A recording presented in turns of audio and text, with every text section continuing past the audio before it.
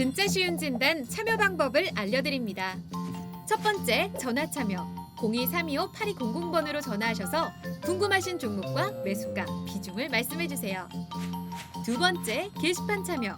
토마토TV 홈페이지 tv.이토마토닷컴으로 들어오셔서 아자아자 게시판에 글을 남겨주세요. 세 번째, 증권통 TV 참여. 모바일 어플리케이션 증권통을 다운받아 증권통 TV에 들어가서 아자아자란에 글을 남겨주세요.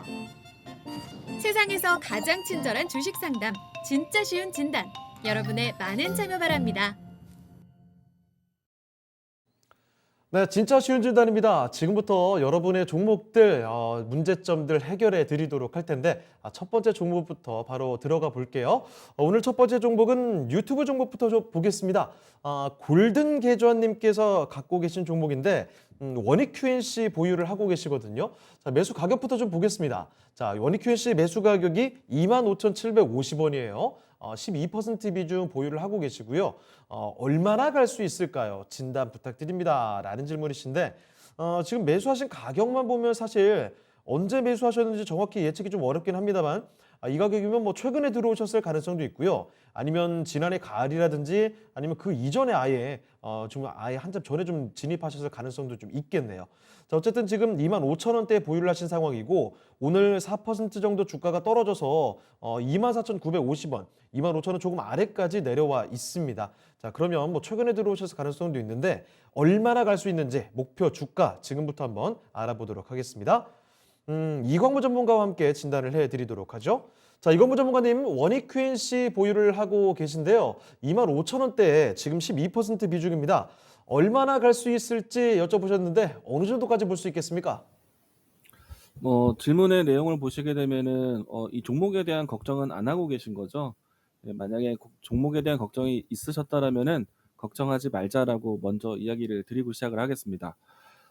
일단 원익 QNC가 만들고 있는 이 실리콘 쿼츠 같은 거는요, 이 반도체 소모품이기 때문에 반도체에 대한 생산량이 많아지게 되면은 꾸준하게 소모되는 부품이라서 매출에 상당히 도움이 됩니다. 그러면은 반도체 시장에 대한 사이클이 어떻게 돌아가고 있는지를 보시면 주가에 대한 향방에 대해서 도움이 될 텐데, 지난해부터 해서 반도체 이 쇼티지 현상 때문에 이런 모든 반도체 생산 기업들이 상당히 가동률이 높다라고 보시면 좋을 것 같고, 그리고 지난해 같은 경우에는 이 사이클을 통해서 원익 QNC도 이 매출이 사상 최대 실적을 기록을 했습니다. 그런 측면 본다라면 올해도 역시나 반도체 사이클의 큰 성수기를 본격적으로 시작할 것으로 보고 있기 때문에 원익 QNC 올해의 실적도 기대해 보자라고 할 수 있겠고요. 그리고 또 원익 QNC가 주가를 보시게 되면은 지난해도 상당히 많이 올라왔었죠. 그 주가를 보시게 되면은 과거의 차트 위에서 새로운 차트까지 분명히 레벨업이 되어 있는 상태이고, 그리고 지난해 위치에서 사상 최대 실적을 기록을 했는데 올해 만약에 지난해 못지않는 추가적인 실적 성장 서프라이즈가 나온다라면은 이 밴드도 넘어갈 것이다라고 보시면 될 것 같습니다. 저는 긍정적으로 생각하는 이유가 이 원익 QNC가 가지고 있는 사업부 이외에 새로운 사업부 투자를 준비하고 있는데, 이제 낸드 플래시라든지 파운드리 사업부에 대한 부분들을 또 사업부로 늘려가게 될 겁니다.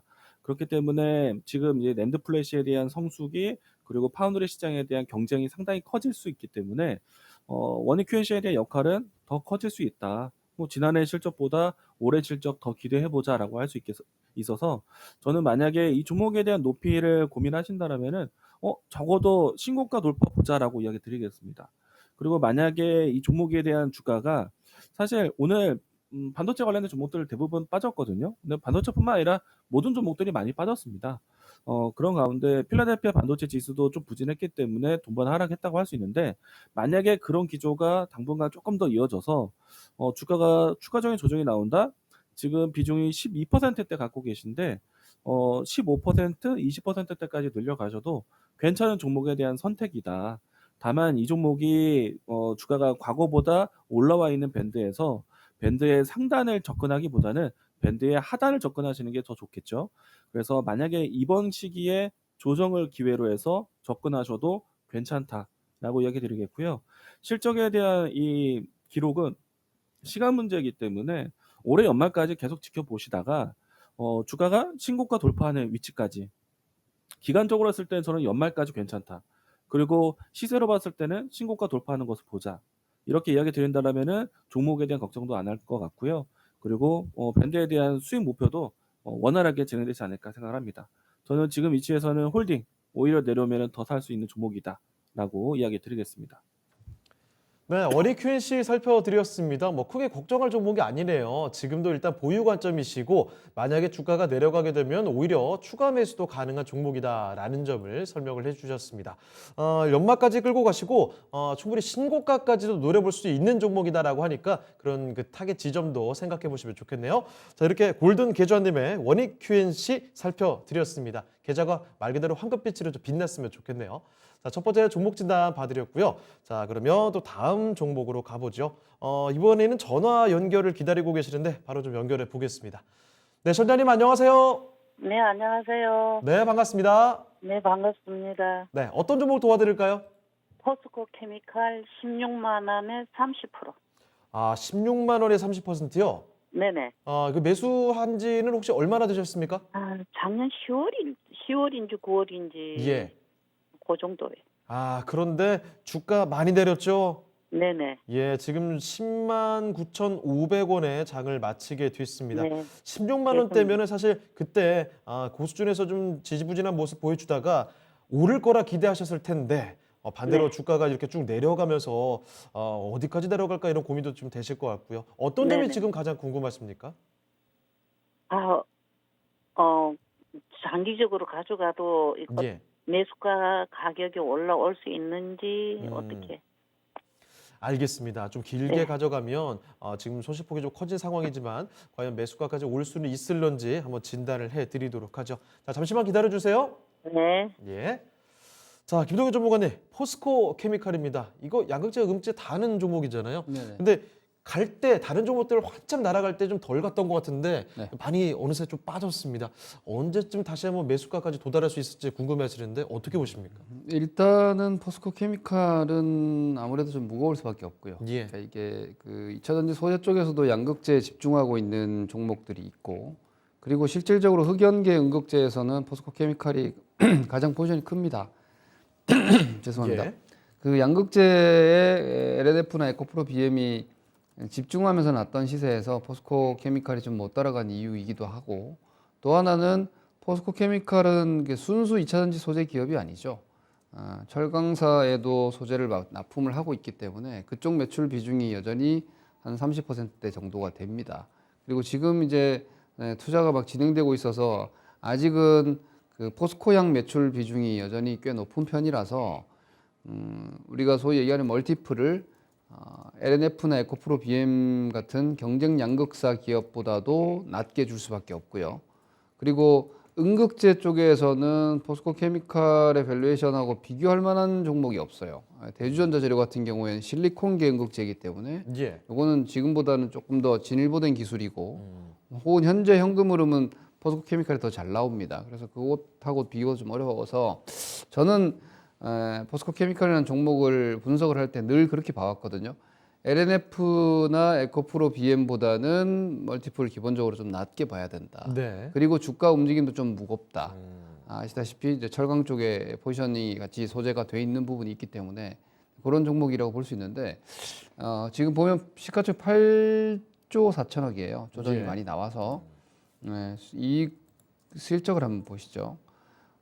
연간으로 보면은 작년도 결산으로 1조 9천억, 2조 원 정도 됐고, 예. 사실 LNF도 이제 막 실적이 좋아지기 시작하고 있고, 작년도 에코프로 BM이 작년부터 이제 현금 흐름이 생기기 시작해서 마구 성장을 하는 단계예요. 예. 그리고 2차 전지 그 전기차의 내재화에서 아시다시피 셀 기업들은 내재화해서 매출단이 좀 줄어들 수 있지만, 네. 이번에 포스코 케미칼도 GM하고 조인트 벤처 설립해서 합작사 설립해서 직접적으로 GM의 배터리 그 소재를 납품하기로 계약을 했단 말이에요. 그러니까 이런 부분들을 감안하면은 향후의 사업성이나 성장성은 여전히 유효해 보입니다. 예. 그런데 중요한 거는 그러니까 2021년도에 2차 전지 소재 기업들이 주가가 너무 많이 올랐어요. 맞아요. 그러니까 이걸 지금 어떻게 평가를 하고 있느냐면, 우리가 소위 그 12개월 포워드 이런 얘기를 많이 하죠. 네. 그러니까 기업의 밸류에이션을 할 때 해당 기업의 실적에 따른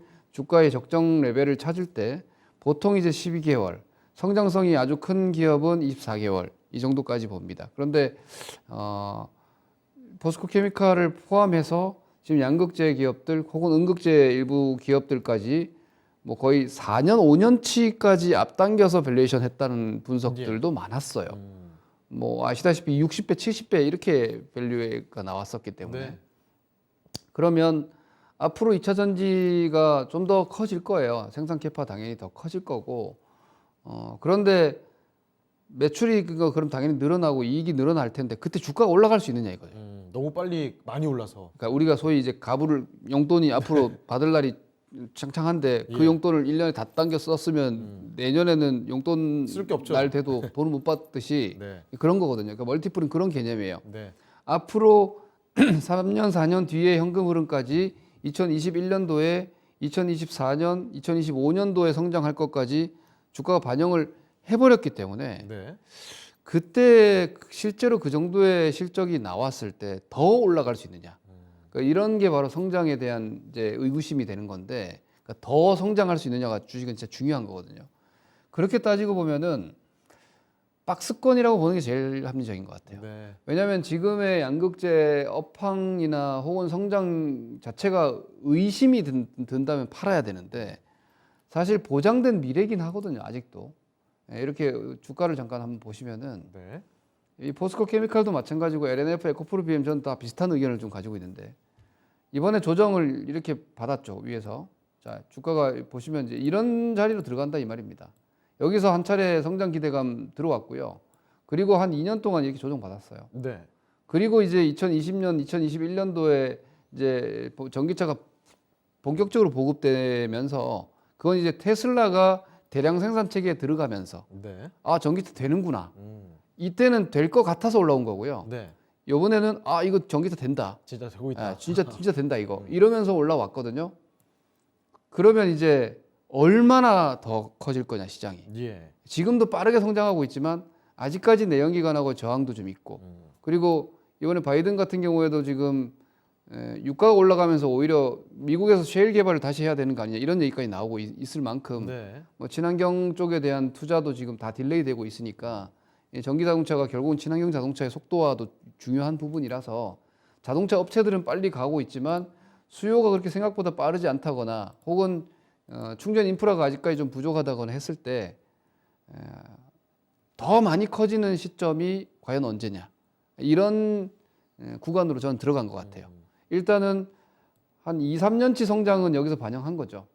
이건 LNF, 에코프로 BM 다 마찬가지인 것 같아요. 예. 그러면 우리가 그 주가가 떨어질 때 밸류에이션 바닥을 찾는다 이렇게 얘기를 하거든요. 네. 그러면 지금은 이제 자 그러면 2년 3년 좋은 거 당겨 썼다 치면 그럼 당분간은 넘질 못하겠지? 그럼 우리 시청자님이 매수해서 물려 계신 가격이 지금 상단이거든요. 예. 그러면 좀 죄송한 말씀이지만 이거 본전하는 데까지는 뭐 한참 걸릴 겁니다. 연 단위로 네, 볼까요? 네. 저는 뭐 2023년까지 가야 될 수도 있다고까지 보고 있는데 예. 그러면 당분간 이제 월봉상으로도 지금 보면 20개월 선이 깨졌잖아요. 주가가 20개월 선이 깨진다는 거는 대세가 일단 깨졌다는 거거든요. 예. 그럼 여기서 쌍봉 나왔죠. 보통 이런 주식은 여기 쌍바닥까지도 큰 쌍바닥까지도 만들어요. 예. 근데 월봉 쌍바닥이면 기본 6개월 1년이거든요. 그러니 제가 볼 때 포스코 케미칼에 대한 마인드는 이렇게 두 가지로 생각을 하셔야 될 것 같아요. 예. 우선은 자 본전하려면 기본 한 1년 걸릴 것 같아요. 이 마인드로 뭐 대응을 잘 못하시는 분들이면 그 마인드로 버텨야죠. 주식 손해 봤으면 일단 회복해야죠. 네.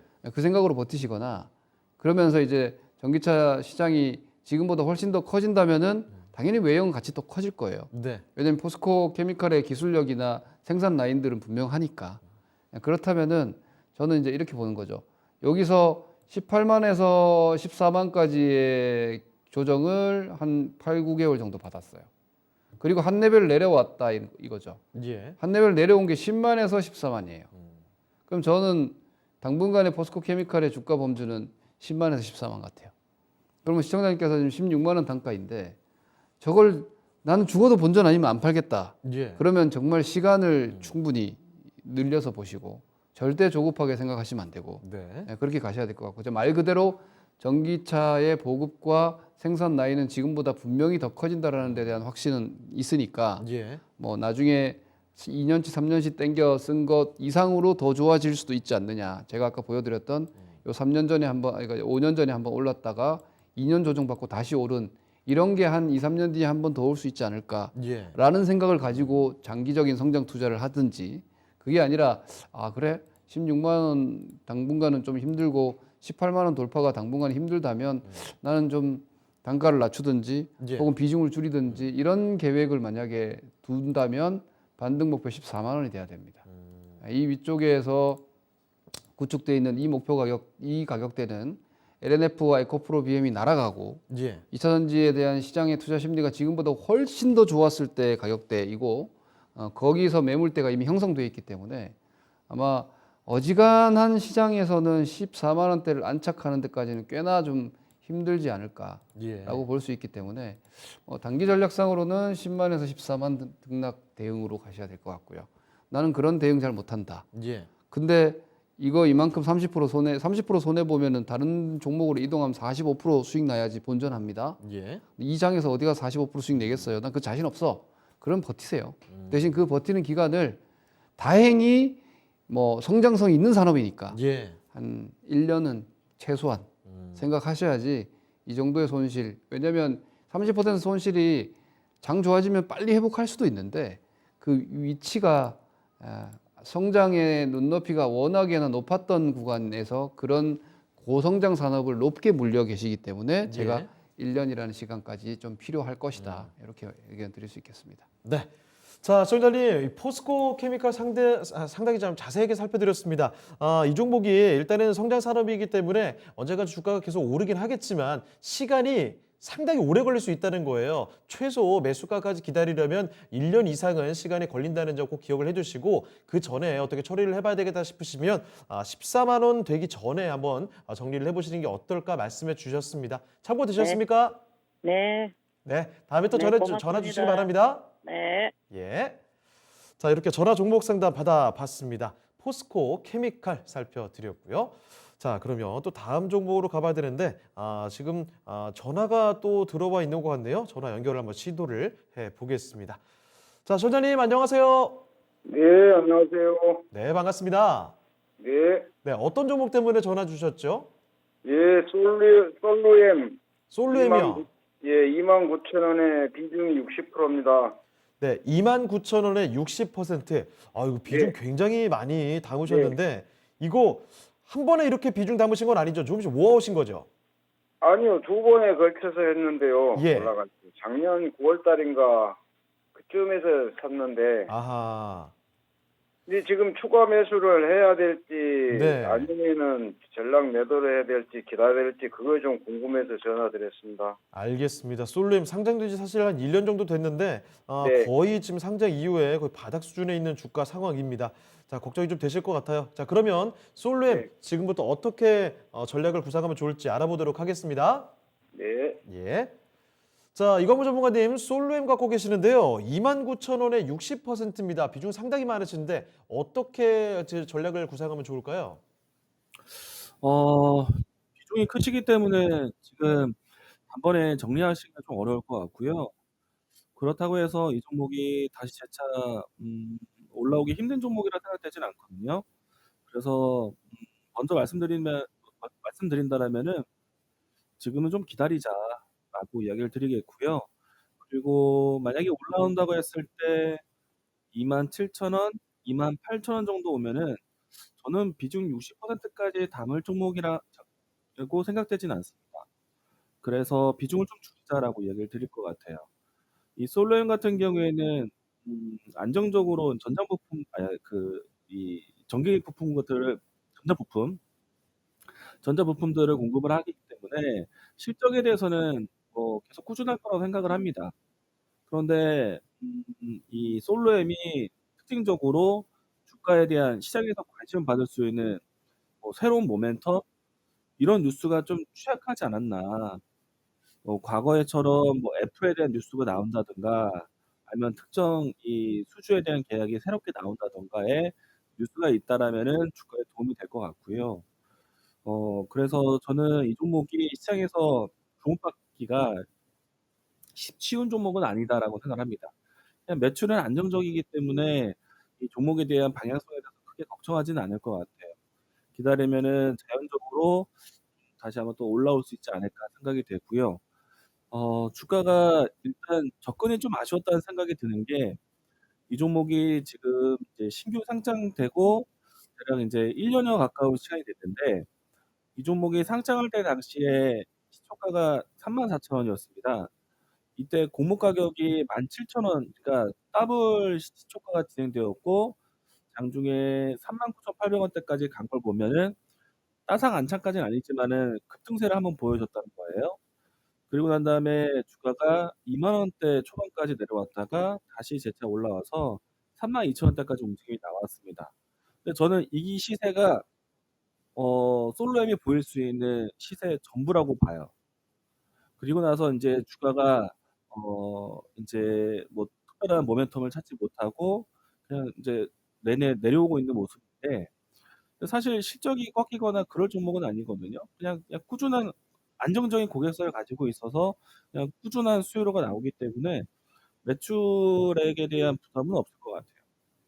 그래서 만약에 이번에도 다시 움직임이 나온다라면은 지금 21,000원, 22,000원 구간에서 저점을 좀 잡아주고 반등한다라면은 뭐 32,000원대까지 박스권 상단을 보면 좋긴 하겠지만은 근데 워낙에 이제 시장에서는 지금 지수 자체가 투자 심리가 위축된 상태에서 대부분 낙폭과대 인식이란 말이에요. 물론 이제 시장이 모든 노출된 악재가 끝난 것은 아니기 때문에 좀 더 시간을 충분히 가져야겠지만 그때 당시에 만약에 추세를 바꾸는 시장 분위기라면은 이 종목에 대한 선택보다는 많이 빠진 종목들 그리고 뭐 시장에서 그동안 많이 회자되는 경기 순환 관련된 종목들 주도주가 오히려 더 움직임이 나올 수 있기 때문에 이 종목은 그런 이 관점으로 접근이 되진 않을 것 같아요. 그래서 이 종목 같은 경우에는 올라온다라면은 비중이 크시기 때문에 바로 정리하기는 힘드시고 올라온다라면은 27,000원, 28,000원 사이에서는 저는 비중을 좀 줄일 필요가 있지 않을까 생각을 합니다. 근데 이 종목이 이 고객사가 안정적이기 때문에 실적 때문이라도 반등은 잘 나올 것 같아요. 시간을 충분히 가는다라면은. 그래서 뭐 저는 큰 손실을 보지 않겠다라면은 시간을 정말 두고 해서 매수가까지 좀 들고 가셔도 좋겠지만은 저는 조금 더 시장에 대한 환경을 좀 고려해 본다라면은 27,000원대까지 올라온다라면은 다른 종목을 위해서 비중을 좀 줄이지 않을까라고 생각을 합니다. 그래서 지금은 일단은 대기하고 있다가 반등을 기다려 보자. 그리고 시장에 대한 환경을 좀 살펴보겠지만은 아마도 제 예상에는 27,000원 구간에서는 시장 분위기가 상당히 좋아진 분위기가 돼 있지 않을까. 그래서 저는 27,000원대부터는 비중을 줄이면서 종목 교체하자라고 이야기 드리겠습니다. 자, 실장님 솔루엠 살펴드렸습니다. 뭐 나쁘지 않은 종목이기 때문에 기다려 보시면 좀 올라올 만한 종목이다라는 점을 말씀을 해주셨지만 지금 시장 상황이 좀 여의치가 않기 때문에요. 마냥 매수가까지 계속 보지는 마시고 27,000원 정도부터는 지금 비중 많으시죠? 비중을 좀 줄여가시면서 갖고 계시면 조금 더 마음 편하게 보유가 가능하지 않을까 싶네요. 자, 지금 말씀드린 부분 충분히 참고되셨습니까? 예, 감사합니다. 알겠습니다. 다음에 또 궁금하실 때 전화 주세요. 네. 예. 자, 이렇게 전화 종목 상담을 받아봤습니다. 자, 솔루엠에 대한 이야기 채워봤고요. 또 다음 종목 가보겠습니다. 이번에는 유튜브로 한번 돌아가 보도록 하죠. 자, 유튜브에서 김용용 죽었다 님께서 남겨주신 종목인데 자, 은행주 갖고 계시네요. 자, KB금융. 그런데 매수 단가가요. 61,000원에 15%입니다. 61,000원이면은 바로 오늘 진입하신 게 아닌가 이런 생각이 좀 들거든요. 오늘 종가 가격과 동일합니다. 자, 그런데 지금 사연도 같이 읽어드릴게요. 이렇게 말씀해 주셨어요. 마지막 금리 하락으로 보는데 괜찮은 진입이었는지요? 기준으로 보는 금리는 미 국채 10년물입니다. 라고 이야기해 주셨네요. 자, 이 KB금융, 이 은행주 중에서도 KB금융의 시세 상당히 좀 좋게 나왔었기 때문에 많이 올라왔죠. 자, 그러다가 지금 잠시 좀 내려와 있는 구간에 이때가 타이밍이다라는 생각으로 진입을 하신 게 아닌가 싶습니다. 그러면 이 진입 타이밍 괜찮았는지 지금부터 한번 알아보도록 하겠습니다. 자, 김동현 전문가와 함께 진단을 해보죠. 자, 전문가님, KB금융입니다. 오늘 들어오신 것 같은데 네. 진입한 타이밍 괜찮습니까? 네, 오늘 잘 들어가신 것 같습니다. 예. 그 말씀 주신 이제 그 질문이 이거죠. 오늘 그 우크라이나 거의 뭐 개전 상황으로 인해서 네. 미 국채 금리가 오늘 단기적으로 0.1% 정도 속락이 지금 나왔어요. 예. 그러니까 뭐 안전 선호 현상으로 미 국채에 대한 매수가 몰린 거죠. 음. 금과 함께. 그러니까 안전 선호 현상으로 나타난 현상이고 오늘 이주열 총재 마지막 금통위에서는 우리는 이제 금리를 동결했지만 예. 미국이 이번 달부터 일단 금리를 올릴 것이고 기본적으로 이제 올해 뭐 컨센서스 한 5회에서 6회인 것 같아요. 예. 그 올해 5회에서 6회면은 이제 1% 이상의 금리를 금년 FOMC 기간 동안 올린다. 그럼 지금 0에서 0.25니까 1.5%까지 금리가 올라가는 거죠. 그럼 내년까지 추가적으로 금리를 인상을 하게 되면은 내년은 2023년이니까 예. 통상 제가 아까 뭐 공교롭게도 서두에 제가 그 장단기 금리차에 대해서도 말씀드렸고 예대 마진에 대해서도 이야기를 잠깐 했는데 네. 그러고 나서 지금 금융주가 왔는데 은행주들의 입장에서는 금리를 올릴 때가 좋은 게 아니고요. 예. 예대가 벌어질 때가 제일 좋은 아하, 거예요. 예. 아까 제가 말씀드렸을 때 그 돈을 빌려주는 입장에서는 길게 장기 금리로 금리를 그러니까 대출을 주는 것이고 예. 그러니까 이 은행 입장에서는 이자 많이 받고 주는 거죠. 음. 대출은 그래서 마진이 좋고 그리고 예금은 내가 돈을 받고 이자를 주는 거잖아요. 예. 그건 짧게 줍니다. 음. 작은 이자로 그 격차가 그래서 장단기 금리 차가 벌어질 때 은행은 돈을 제일 많이 법니다. 네. 그게 보통 언제냐면은 인상 초기입니다.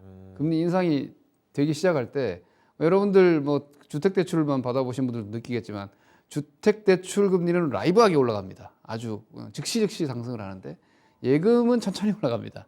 그래서 현재로서는 그 예대차가 꽤 높게 나오는 구간이고 제가 이걸 잠깐 한번 그 미국채를 보신다고 하니까 제가 한번 보여드리겠습니다. 이게 지금 그림 왼쪽에 보이는 이 그림이 미국의 연준의 기준금리였습니다.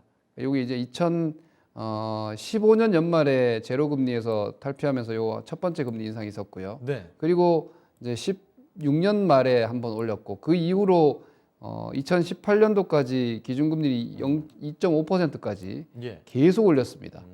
요 시점이 2018년도이고요. 그리고 2018년도에 아시다시피 양적 긴축 들어갔죠. 네. 그러면서 2018년도 시장이 박살이 났습니다. 그런데 2019년도에 왜 갑자기 금리가 내려왔냐? 네. 이거는 팬데믹 상황 때문에만이 아닙니다.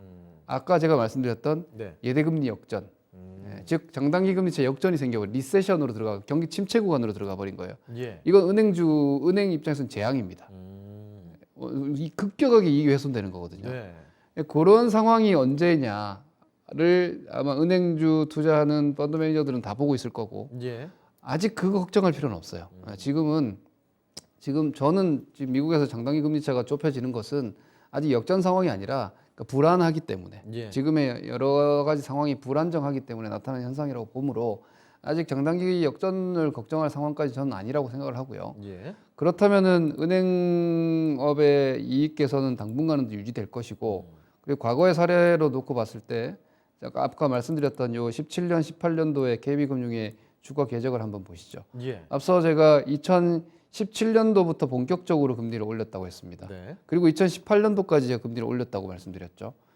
그런데 주가는 어떤가요? 16년도부터 랠리를 시작을 해서 18년도 초에 끝나버리죠. 예. 이 이후로도 금리는 올라갔습니다.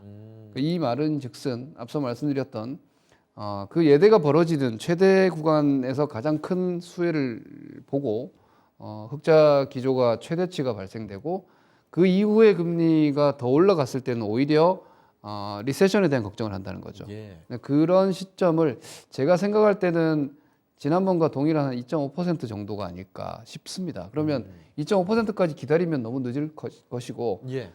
올해는 뭐 올해 6번 올려봐야 1.5%니까 올해는 금융주 투자를 계속 하셔도 될 것이다. 저는 그렇게 보고 있습니다. 예. 그리고 배당 수익률도 배당 성향으로 아직 조정될 걸로 보이진 않기 때문에 뭐 현재 시가 배당 수익률이 4%대가 나오니까 예. 뭐 연말까지 보고 가시는 건 여전히 좀 가능하지 않나라고 생각을 하고요. 다만 이제 이것은 예상이고 대응을 기준을 잡아야죠. 네. 그럼 이렇게 보시면 될 것 같아요. 여기서 출발해서 지금 KB금융의 추세는 지금 이렇게 타고 가고 있거든요. 그러니까 이 추세를 타고 갈 거라고 보입니다. 금리 인상 기조 구간에서는. 예. 올해는 계속 연준이 인상하고 우린 같이 인상할 수밖에 없죠. 그러면 그 상단을 이렇게 잡는 겁니다. 이게 추세 채널이거든요. 거기가 이제 2021년도 올해 상반기에 이제 막 테이퍼링 얘기 많이 나오고 금리 인상 얘기 많이 나올 때가 요 정도의 그 변동성이었다는 거죠. 예. 거기가 대략적으로 4만 원에서 한 6만 원 왔으니까 50% 정도의 단기 변동성이 나온 거죠. 그럼 여기서 지금 5만 5천 원 쳤으니까 이 구간에서 그 정도의 밴드가 나오려면 7만 5천 원 정도가 되겠죠. 네. 그러니까 목표 가격대, 그러니까 수익률은 50%였지만 2만 원 밴딩을 보여줬기 때문에 해당 구간 비슷하게 생각한다면은 목표 가격대는 한 7만 5천 원 정도 잡으시면 될 것 같고요. 그 7만 5천 원 정도라면은 뭐 충분히 반영을 하고 있다라고 보고 이익 실현한다고 생각하면 투자 기간은 2022년도 올해는 괜찮을 것 같다. 이렇게 이해하시고 목표 기간은 그러니 올해 연내에는 뭐 좀 편안하게 보셔도 되지 않을까 싶고 굳이 싸게는 팔 필요 없으니까 로스커 포인트는 당장은 필요 없을 것 같고 예. 15%면 오히려 하락을 해가지고 실적 좋은 회사들은 그 산업 섹터는 121선을 잘 안 깹니다. 그러면은 추가 조정 가격대는 120선인 한 5만 7, 8천 원 잡으면 되겠죠. 예. 그 정도 하단 마지노선 잡고 보시고 그리고 위쪽으로는 7만 5천 원 정도 기간이 요구된다면은 올해는 그래도 가도 되지 않을까 이런 정도 의견 드리겠습니다. 네. 자, KB금융과 함께 그 은행주들에 대한 상세한 이야기를 좀 전해드렸습니다. 많은 참고가 되셨길 바랍니다. 자, 이 종목 5만 7천 원, 8천 원 정도를 하단으로 잡고 위쪽으로 봤을 때는 7만 5천 원 정도까지 보셔도 될 것 같네요. 자, KB금융에 대한 이야기 전해드렸습니다. 자, 용용 죽었다님께서 보내주신 종목 진단까지 봐드렸습니다. 자, 참고가 되셨길 바라고요. 자, 그러면 종목 진단은 오늘 여기서 좀 마치도록 하겠습니다. 지금부터는 내일장 전략에 대한 이야기 들어볼게요. 자, 먼저 이광모 전문가께 여쭤보겠습니다. 자, 전문가님, 내일장 전략 어떤 포인트로 접근할까요? 일단 시장에서 이 전쟁이라는 자극적인 단어가 단기적으로 아직까지는 좀 계속 반복적으로 나올 단어라고 생각이 되고요. 그리고 이 푸틴 대통령이 우크라이나 지역 내에 군사사적 이 행동에 대해서 선포를 했습니다. 물론 이제 이 내용들로 해서 얼마만큼의 이제 이 교전이 있을지는 잘 모르겠지만 사실 이 전쟁이라는 것에 대한 정답을 내리기가 좀 어려울 것 같아요. 근데 이제 시장에서 느끼고 있는 것은 무엇이냐면은 우크라이나 러시아에 대한 전쟁이라는 키워드에 집중하기보다는 이로 인해서 다시 한번 더 확대될 인플레이션에 대한 우려를 갖고 걱정을 하고 있습니다. 그 말은 사실 이제 에너지와 뭐 그 기타 등등에 대한 원자재에 대한 변동성이 이제 더 심하게 움직일 수 있기 때문에 전반적인 경제에 미치는 영향이 클 수밖에 없다라는 흐름인데 그렇게 보면은 전쟁이라는 이 단어에 대해서는 생각보다는 크게 자극적으로 받아들이지 않고 있다는 생각이 들기도 합니다. 근데 물론 이제 이거는 좀 더 시간을 지나면서 이 전쟁이 어떻게 되는지 아니면 혹은 이게 잘 봉합이 되는지 이 내용들을 보셔야겠지만은 그래도 조금 더 이야기 드리면은 생각보다 전쟁에 대한 키워드보다 인플레이션 뉴스가 더 시장에 영향이 클 것이다. 그러면 전쟁이라는 단어는 일시적인 정해진 시간 안에 단기적인 악재일 수 있다라는 생각이 듭니다. 그리고 시장의 가장 직접적인 뉴스는 금리 인상이라든지 그리고 긴축 그리고 인플레이션과 같은 경제적 요건에 대한 내용들이 시장에 영향을 주는 직접적인 요소고 그리고 전쟁과 같은 내용들은 불특정 악재라고 생각을 합니다. 그러면 이 불특정 악재가 지나간다면 다시 한번 시장은 회복이 될 것이고요. 근데 이제 중요한 거는 인플레이션이 얼마만큼 진행되는지가 중요할 것인데 일단 지금 이제 러시아의 행동에 따라서 다른 이제 서방 국가라든지 뭐 미국에서 경제적인 제재를 가할 거라고 생각이 되는데 그렇게 되면 가장 크게 의식이 큰 것은 에너지 관련된 종목들, 원자재, 또 인플레이션에 대한 이야기가 좀 반복적으로 나올 수밖에 없습니다. 그러면은 지금 시장에 대한 변동성이 좀 어렵지만 인플레이션 관련된 종목들을 접근하거나 반사적 이익이 될 수 있는 종목들을 보시는 게 필요할 것 같고요. 그리고 시장이 조금 더 안정을 찾는다면은 동시에 이 주요 글로벌 이 가격 체제에 대한 부분들이 완화되고 있다는 것. 그러면 리오프닝 관련된 모멘텀이 잠재적으로 이탈하는 것을 좀 보시면 좋겠고요. 그리고 시장이 나선다라면은 지금은 전쟁이라는 불특정 악재에 자극을 크게 받고 있지만은 낙폭간에 대한 주요 산업 같은 경우에는 저가 매수가 들어올 수가 있습니다. 그런 측면 본다라면은 지금 힘들지만은 대형 IT 관련된 종목들, 반도체 2차 전지 이와 같은 종목들에 대한 저가 매수들을 또 한번 노려볼 수 있는 중요한 시간이 될 것이다라고 이야기 드리겠습니다. 네, 이건부 전문가와 함께 내일장 공략 포인트 좀 짚어드렸습니다. 자, 그러면 이번에는 김동현 전문가와 함께 내일장 전략 더 짚어보도록 할게요. 자, 전문가님은 내일장 전략을 어떻게 보세요? 네, 이거 뭐 내일장은 그냥 각오하고 보시고요. 한마디로 예. 오늘이나 내일이나 미국 3% 하락을 우리 시장은 예고편을 장중에 보여줬잖아요. 네. 그럼 오늘 미국 시장이 3% 하락 출발한다고 오늘 밤에 잠설치지 마시고 예. 내일 낙폭이 조금 줄어 있다면 우리 시장은 뭐 무난하겠네 이런 정도 생각을 저는 하시는 게 맞다고 봅니다. 저는 시황을 뭐 보통 시황 코너를 제가 출연을 하고 있고 시황을 꾸준히 여러분들께 전달을 해드리는 입장에서 예.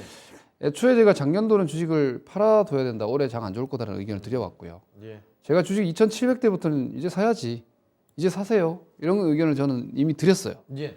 그래서 뭐 저가 매수 이런 얘기는 비겁해서 못 하겠고요. 이미 사라고 했으니까. 예. 그래서 저는 주식 보유자 입장에서 일단 말씀을 먼저 드리겠습니다. 지금 저 위에서 물려서 내려왔든 아니면 1월 달에 이제 일단 저점 하나 찍었다고 생각하고 매수를 했던 지금 상황에서 우크라이나 사태 때문에 주식을 파는 건 전 절대 반대입니다. 네. 왜냐하면 어떤 사안이 생겼을 때는 주식시장에 풀어나갈 수 있는 해법이 있느냐 없느냐가 되게 중요하고 네.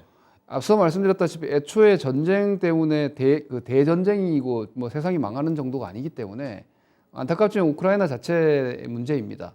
근데 그게 이제 인플레이션을 자극하기 때문에 좀 더 스트레스를 주는 건데 그럼 이건 해결을 못할 것이냐 생각을 해보시죠. 인플레이션의 가장 큰 피해자는 미국입니다. 예. 미국이 이 문제를 바이든이 정치적으로 키우긴 하지만 실제로 이 문제를 계속해서 강화시키고 유가가 올라가고 천연가스 가격이 더 올라가게 해서는 안 됩니다. 네. 왜냐하면 미국이 그렇게 되면 인플레이션으로 인한 경기 침체에 들어가게 되면 11월 선거 참패이기 때문에 그럼 적당히 대화할 것이고 만약에 러시아 쪽에서 강경하게 계속 나온다면 이란 핵 협상을 더 빨리 해서 그쪽에서 원유 가격을 내릴 수 있는 소스를 만들어 줄 거예요. 예. 혹은 바이든 입장에서는 친환경 정책을 후퇴해야 되니까 정말 하기 싫겠지만 선거를 생각하면은 셰일이라도 열어서 분명히 에너지 가격을 낮출 거예요. 그렇게 따지면 이거는 확대 재생산되는 재료는 아니라는 거죠. 예. 그래서 이슈 내지는 변동성 이벤트라고 생각을 하시면 그냥 사고 싶었던 거 사시는 게 저는 맞다고 봐요. 오히려 이 상황에서 호재가 되는 종목을 지금 진입하는 건 저는 반대고요. 예.